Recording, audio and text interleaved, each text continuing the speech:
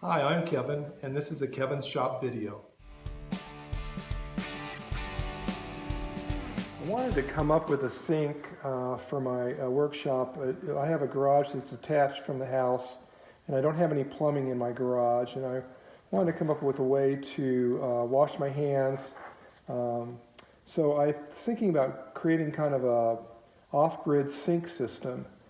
And so the first thing I need to do is come up with a storage tank for the water and then some kind of a pump. For my shop sink, I'm using just a 32-gallon trash container. This one has wheels at the bottom so you can roll it around. It makes it nice when the tank gets low, I can roll it outside and dump it out and rinse it out.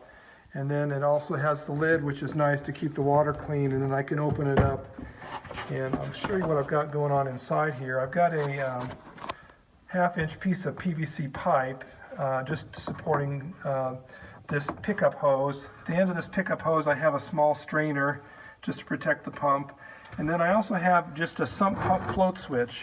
What that does is it turns on and turns off with the level of the water. When it gets really low, it turns the pump off. And then when the pump is turned off, I know that I need to refill the water.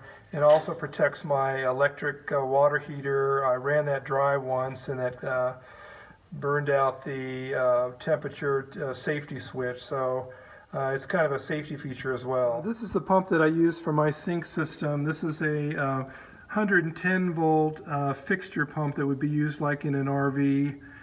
And then I have a filter here, another filter to filter any kind of debris before it gets into the pump. This is the line coming from my storage tank, which is a trash can. And then this is the pressure line that comes out of the pump.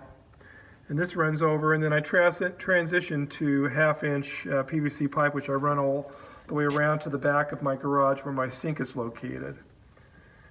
And then I've got this this back connection here is for the float switch in the tank to shut off the motor in case we got low on water. The sink that I came up with for my shop sink, this is just a standard utility sink that you can get at the hardware store. And then for my hot water supply, I found this. It's a 2.7 gallon electric water heater. I got that used from a guy that had it in a van and decided not to use it. And then this was a used tank that I found. This is just a water pressure tank.